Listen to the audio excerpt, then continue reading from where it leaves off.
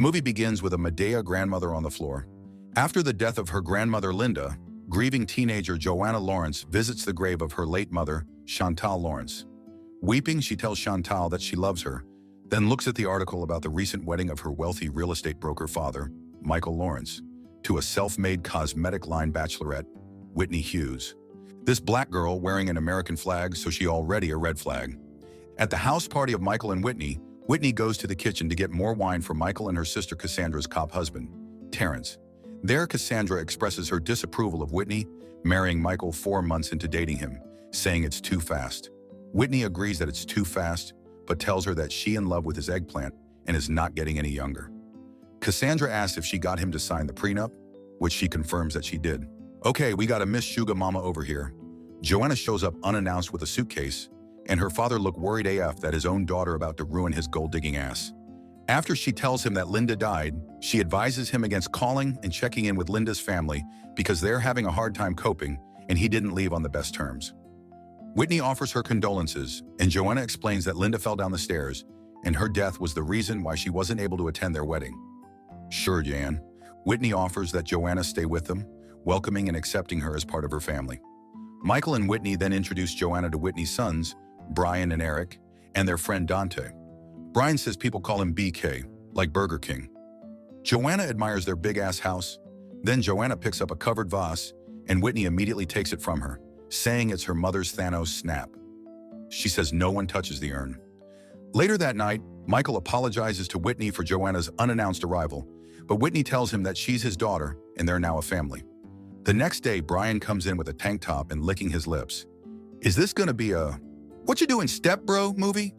He sees Joanna's family photo and asks about her mom Chantal, prompting Joanna to share that Chantal died after getting hit by a drunk driver. Y'all, look at her paintbrush. There ain't even paint on it. Later, Brian asks if Dante can stay the night. Is he a fruit roll-up? Then, Whitney explains to Joanna that she's preparing samples for her pitch meeting with Walmart executives, which can result in a worldwide distribution of her products if it goes well. Joanna's fake ass compliments Whitney for being an inspiration.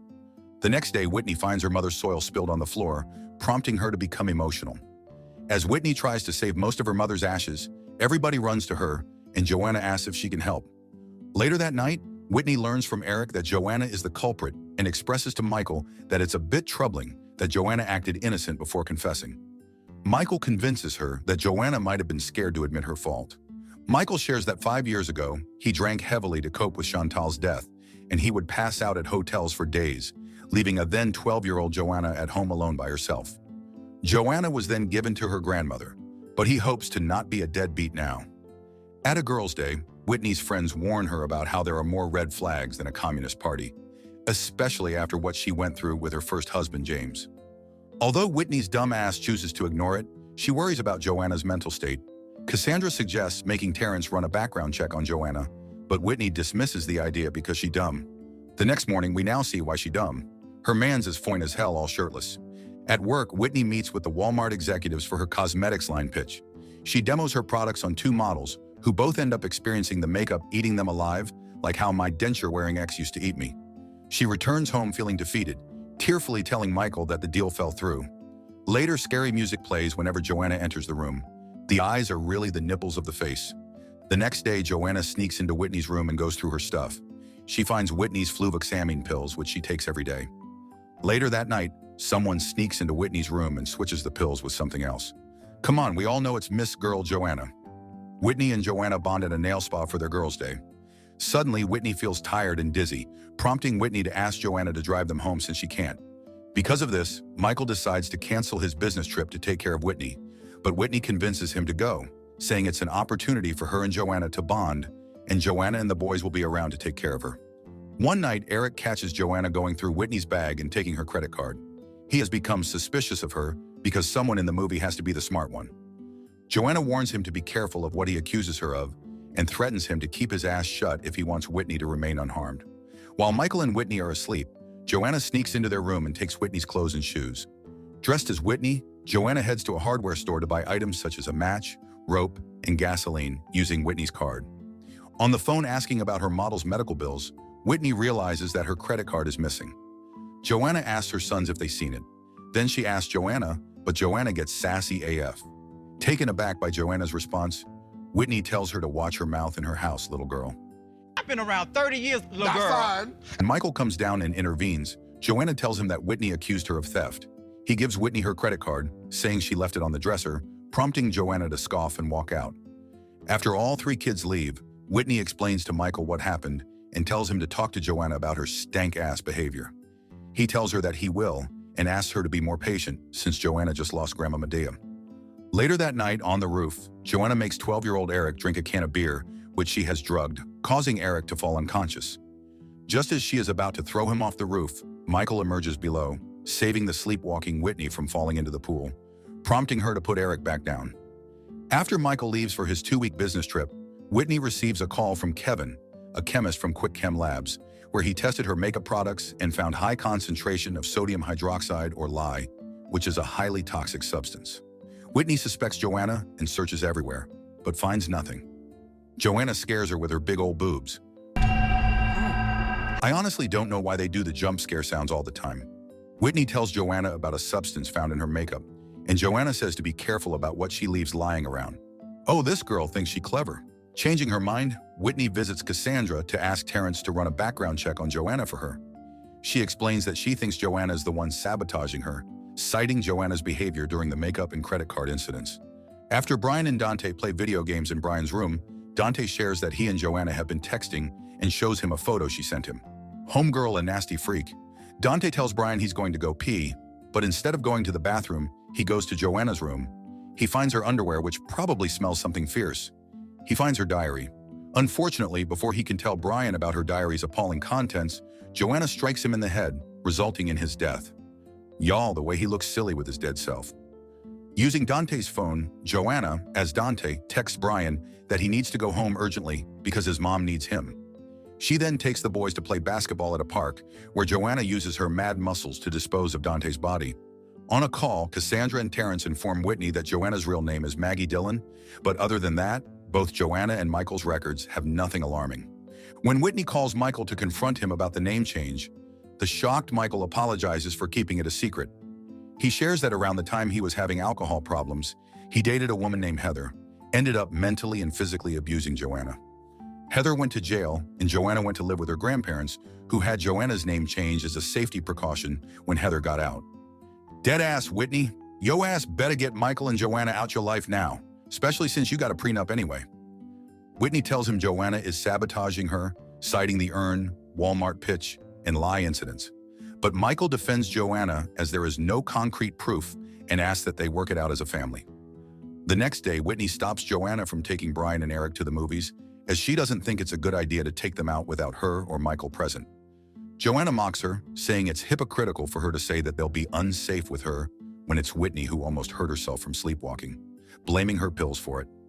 Whitney warns her to watch her damn mouth, saying they'll discuss her behavior when Michael returns, and calls her Maggie, gagging Maggie. Later that night, Joanna informs Brian that she's going to look for a place to stay while Michael is out of town to not cause further trouble. Thinking that she shouldn't leave, he promises to talk to Whitney about her. Before she leaves, Brian says Joanna looks pretty. This boy Brian really falling for step-sis. There ain't much going on between his head and too much going on between his legs. Shortly after taking her pills, Whitney passes out on her bed. Meanwhile, Joanna takes the blade out of her razor. Joanna basically seduces Brian by kissing him on the cheek. She reminds Brian about talking to Whitney, so he goes to talk to Whitney. I'm surprised homeboy wasn't afraid of standing up and revealing himself. In Whitney's room, Brian finds her unconscious with her wrists slit and bloody. Joanna and Eric come, following Brian's screams, and they call 911. At the hospital, Brian tells the cop that Whitney has suffered depression before, but has never tried taking her life. Cassandra and Terrence arrive, and the doctor informs the family that Whitney is stable, but she needs to stay for a few days for more tests as a precaution. Whitney asks for Cassandra and tells her that she didn't try to take her life, and the last thing she remembers is taking her medicine. Suspecting that Joanna might have harmed her, she asks Cassandra to take her sons with her and not let the boys near that fake-ass hoe. Following Whitney's request, Cassandra takes the boys with her and leaves Joanna to live alone in the house. The doctor soon informs Whitney that her toxicology report reveals that she has cocaine, along with her prescribed medication. The confused Whitney tells him that she has never taken drugs. Because of this, the cop informs Whitney that her case has been passed on to social services, prompting a horrified Whitney to contest that she is a good mother. She tells the cop that Joanna did it, but he says that Joanna has given him a heads up that she might blame her, and he asks about her sleepwalking incident. At Cassandra's house, Brian and Eric watch the TV news report about Dante. When the reporter says that Dante's body was discovered in a local park, a weeping Eric tells Brian that it's the same park Joanna took them to, then she disappeared for around 15 minutes before coming back. He adds that the last time Dante was seen was at their house. Mr. BK is in denial and doesn't think his pretty stepsis could kill his bestie. Overhearing this, Cassandra calls Terrence, who says that although he wants to, they don't have evidence to bring Joanna in for questioning, and they can't question her without Michael or Whitney present. Cassandra informs Whitney all about Dante's death. She shows Chantal's case file that she got from Terrence, saying that contrary to Michael's story that Chantal was hit by a drunk driver, the report reveals that Chantal is the one inebriated, having cocaine, temazepam, and diphenhydramine in her system too. Cassandra reminds Whitney that Michael has always lied. They deduce that Joanna might have messed with Whitney's pills. While Whitney calls Michael to inform him about what's going on, Cassandra heads to Whitney's house with Chantal's case file and a gun in her bag to take Whitney's pills so Terrence can scan it for fingerprints. Unfortunately, Joanna attacks Cassandra. Cassandra slaps her so hard, Joanna doesn't end up in a Tyler Perry movie because this is just as bad. The girls pull each other's lace fronts. Eventually, Joanna yeets her off the second-floor railings. She then reads Chantal's case file and shocked to find out the truth. When Terrence arrives at the house, Joanna knocks him unconscious and takes his gun. Damn, apparently homegirl is on steroids being able to beat everyone up. Whitney calls Cassandra, but Joanna answers her phone and makes her choose between coming to the house to meet her alone or Joanna harming her boys. When Whitney arrives, Joanna attacks and drugs her, saying she's more difficult than her Medea grandmother. As it turns out, Joanna pushed her poor granny down the stairs, and that's what Dante saw in her diary. Why her grandmother looked hella young. Black really don't crack. BRB. My white ass gonna go ahead and just book my burial plot for looking 60 at age 30. Joanna reveals that the plan is supposed to make it look like Whitney took her own life after she killed her family and burned their house down. Michael arrives as he turns out to be the mastermind, planning to kill Whitney and her sons so they'll inherit everything, and he was the one who switched out Whitney's medicine. Joanna reveals to a groggy Whitney that Michael targets wealthy old women for their money. The shade. When Michael calls her Maggie, Joanna reveals that they changed her name a couple of years ago to prevent the police from catching on to what Michael was doing. Michael is annoyed that the boys need to die because they won't inherit shit. The two argue. He tells Joanna that he really can't trust her and asks for the gun. Joanna brings out Chantal's case file, revealing to Whitney that Michael said he chose Heather to be his first girlfriend after Chantal and his first victim because she was the drunk driver who hit Chantal. She then hysterically confronts Michael about the file, stating the complete opposite of what he told her. Chantal was the one under the influence and hit Heather. Since Chantal's toxicology report reveals that her system has Michael's drug cocktail, Joanna deduces that Michael killed Joanna's mom. Joanna drugs him, but he tries to fight back. And as they struggle for the gun, Whitney, who is slowly regaining consciousness, takes Cassandra's gun and shoots Michael. The cops later arrive and an officer informs Whitney, Cassandra, and Terrence, who have fully regained consciousness, that Joanna has been rushed to a nearby hospital and is being watched, but Michael has unfortunately escaped.